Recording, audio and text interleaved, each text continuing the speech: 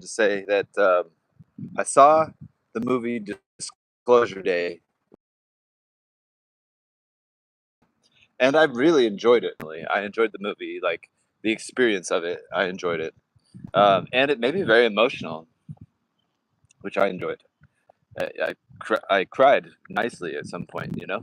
There's desire that what I see is the world of chaos be met by something that can like wake us up. Basically, in a way there was kind of almost World War III going on, taking a ton of people's attention, the news and things, and then this exposure of the fact that supposedly aliens were among us and have been for a long time, and it's been hidden, and that they were sort of teaching us something great.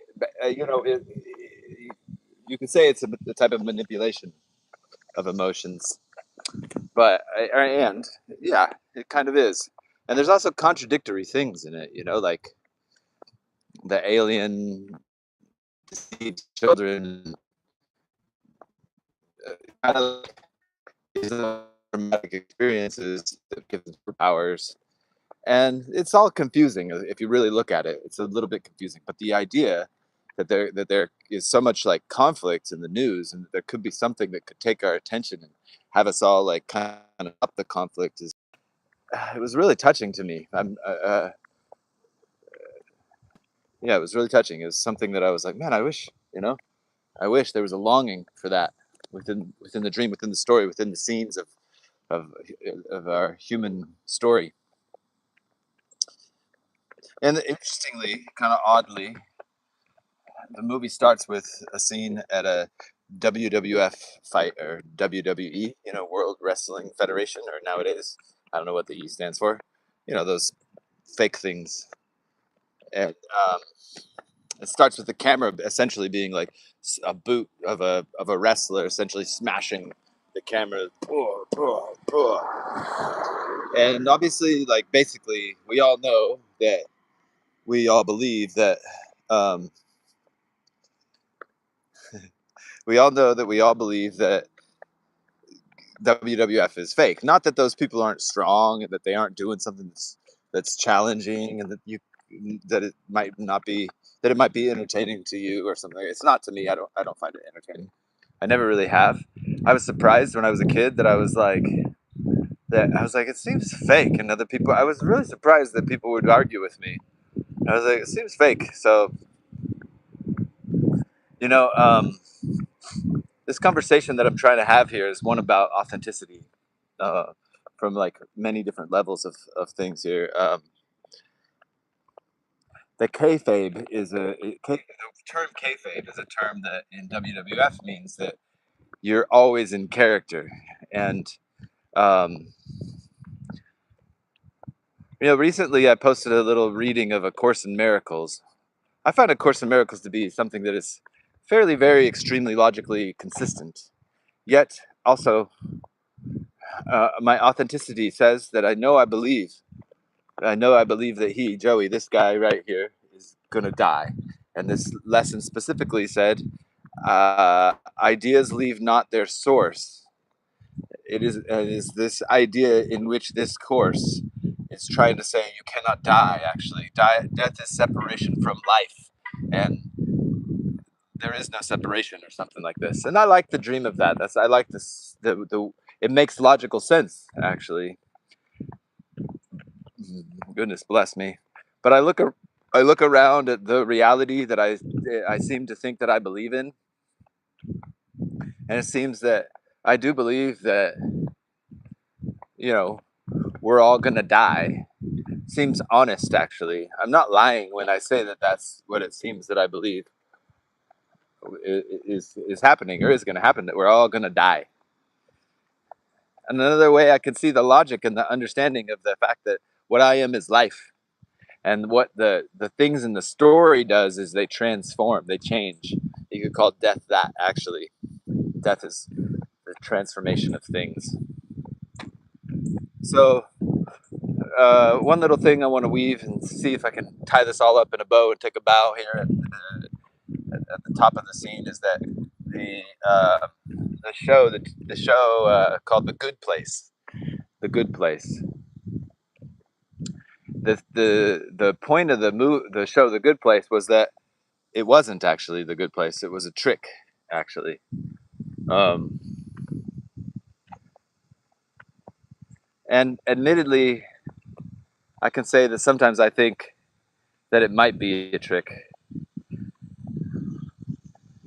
You know, from my perspective, being a person who, one of my friends said he understood the interestingly tightly knit ball of yarn that my life was spun around and tied around with. And he kind of said he sort of thinks that basically, like, with such confusing things that happened to me, that it was almost like the logical conclusion would be self deletion. So he said to me, Joey, because of that, you play a different game than almost everybody. If it doesn't seem like it's really satisfying or if it's going to work, you just kind of won't do it. You'll kind of play life by your own terms in some way because you had a weird setup, actually. I say this with respect and love for everybody who contributed to the wealth and the weirdness and the challenge and the triumph of my setup, actually. Anybody who contributed problematic stuff in that. I believe I love that saying from the life of Jesus: "Forgive them, for they know not what they do." I love that for so many reasons because it seems that means that this place is like a dream. When you're asleep, um, the characters in your dream, they kind of can't help but do what they're doing. And for me to get mad at them is for me to create a split in my own experience. Course in Miracles says it like this: uh, in a dream that you sleep at night on your bed and you see that there seems to be a bear, you're willing to admit that your mind puts both the bear and the fear there. The bear doesn't necessarily create the fear, the mind put both there. There's a way that you're willing to admit and see that that makes sense. And then the Course in Miracles is trying to say that the whole world is that way, actually. And that the way the world tries to convince you that it's true is it splits those types of dreams from this types of dream. There was me sleeping on a bed last night. I had a dream 2 nights ago. I had a dream that actually my close friend Jeremy, he had this intense experience that I was trying to help him out with. It was an intense dream, actually. And then now I think that I'm walking around in what seems more like a base reality compared to that where I was asleep on my friend's floor having a dream that my friend Jeremy was having this challenging experience. um I guess this conversation, like, what am I trying to say? Just that I'm trying to be authentic, and I'm trying to say also that from wherever we're at, wherever you're at, wherever he or she or they or all these people in these houses that I'm walking past are at, like, we're all doing the best we can with what we believe we have. Like, in the spirit of helpfulness, it's meeting the people where they seem to be spinning their wheels. Maybe that's where they plopped their tent, and nodding with them and singing their song with them and having having my shoulder be a place for people to potentially rest, and for me to have compassion for the place that I understand we believe that we are at. Um,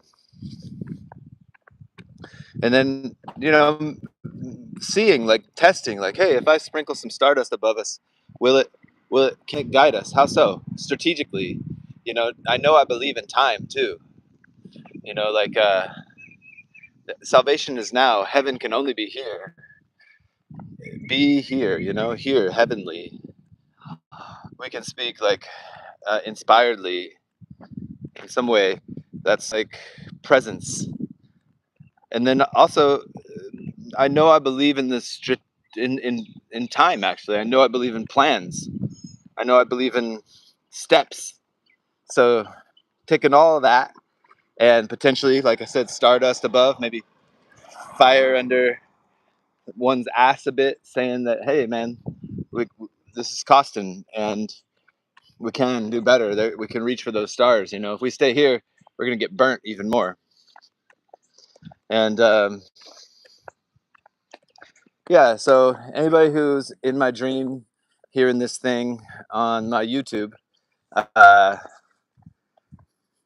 want to say also that, um, being a being, anybody who is a body, who is listening to this with your ears, who hears what I'm saying with your ears, like being in the practical world, practically speaking, practicing speaking and practicing acting in a way that is inspiredly, like in alignment with what we know, we believe. The dream seems to set up the geometry for thing. For instance, Yogi, I heard once